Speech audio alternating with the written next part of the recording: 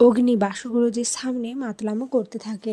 এদিকে বাসুগুরুজি অগ্নিকে একটি কাঁচা লঙ্কা ধরিয়ে বলে, তোরা কলকাতা যা, ওখানে গেলে তোদের সমস্ত সমস্যার সমাধান হয়ে যাবে। এরপর অগ্নি ওখান থেকে চলে আসে। এসে কথাকে কাঁচা লঙ্কা দেখে বলে, আমি যেগুলো কখনো করতে চাইনি সেগুলো আমাকে করতে হচ্ছে, দেখ কেমনভাবে আমাকে লঙ্কা ধরিয়ে দিল। এরপর কথা বলে, জানেন পাচক মশাই, এই গুরুজির কাছ থেকে আমি বন্দুক পেয়েছি আর ওনার ব্যাগে সিঙ্গাপুরের টাকা রয়েছে।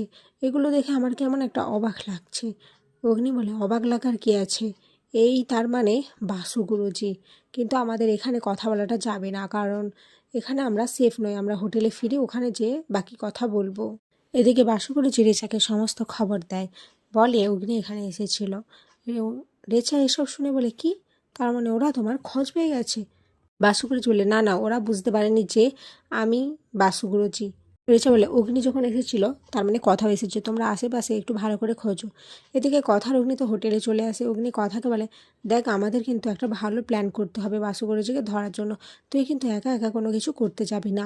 আমি তোকে অনেকবার হারানোর ভয় পেয়েছি, আমি কিন্তু তোকে হারাতে পারবো না। কথা এদিকে কথা বলে, আমি জানি পাচক মশাই, আপনি আমার সাথে রয়েছেন সব সময়, আর কেউ আমার কিছু করতে পারবে না।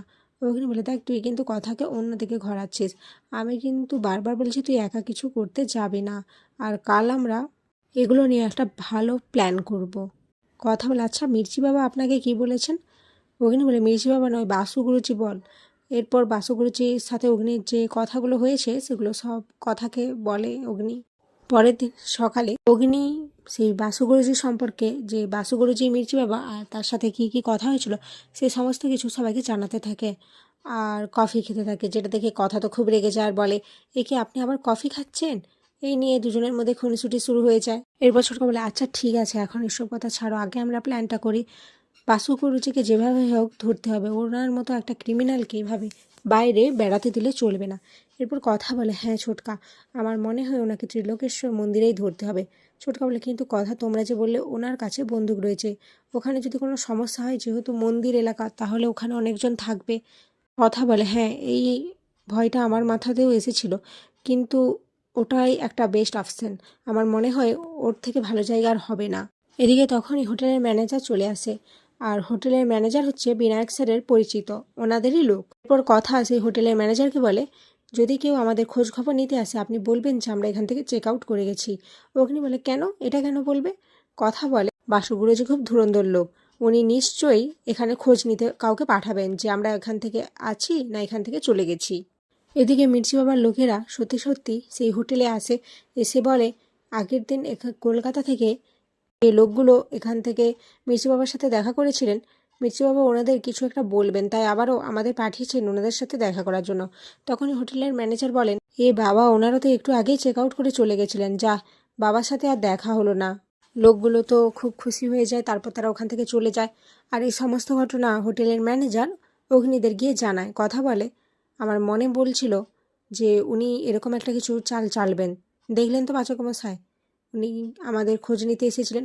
অগ্নি বলে, হ্যাঁ উনি খুব ধনুর্ধর লোক, কিন্তু উনি এখনও বুঝতে পারেন না যে উনি কারদের সাথে পাঙ্গা নিতে এসেছেন। ওনাকে যে আমরা কিভাবে ধরবো সেটা উনি বুঝতেও পারবেন না। এরপর কথারা ত্রিলোকেশ্বর মন্দিরে চলে যায়। ওখানে গিয়ে তারা আশেপাশে ছড়িয়ে ছিটিয়ে থাকতে থাকে।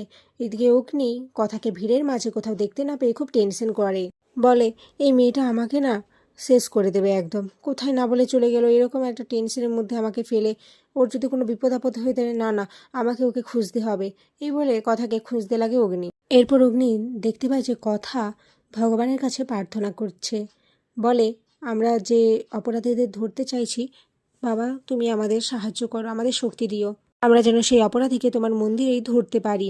এদিকে অগ্নি কথার কাছে এসে কথাকে বলে, চিন্তা করিস না, আমরা ঠিক পারবো, আমরা সবাই মিলে বাসু গুরুজিকে ঠিক শাস্তি দিতে পারবো। অগ্নি বলে, কিন্তু তুই আমাকে এভাবে না বলে কোথাও যাবে না। আমি কতটা ভয় পেয়ে গেছিলাম বলতো, আমি ভাবলাম তোকে হয়তো আবার কেউ কিডন্যাপ করে নিয়েছে। কথা বলে, না পাচক মশাই, এবারে আর কেউ আমাকে আর আপনাকে আলাদা করতে পারবে না।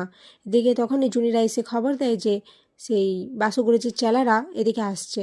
এরপর অগ্নিরা সবাই মিলে লুকিয়ে পড়ে, আর বাসু গুরুজির চেলারা আশেপাশে খুঁজে বলে, না ওরা তার মানে এখান থেকে সত্যি সত্যি চলে গেছে, আর কোনো ভয়ের কিছু নেই। কথা বলে, দেখেছেন তো পাচক মশাই, ওনারা আমাদের উপর কীভাবে নজর রাখছে। না না, এখনই আমাদের হোটেলে ফিরতে হবে, আর ভালোভাবে একটা পরিকল্পনা করতে হবে। আমি জায়গাটা দেখে নিয়েছি, কীভাবে বাসু গুরুজিকে ধরতে হবে সেই মতো এই জায়গা অনুযায়ী পরিকল্পনা করতে হবে। আর এখানেই আজকের পর্ব শেষ হয়ে যায়।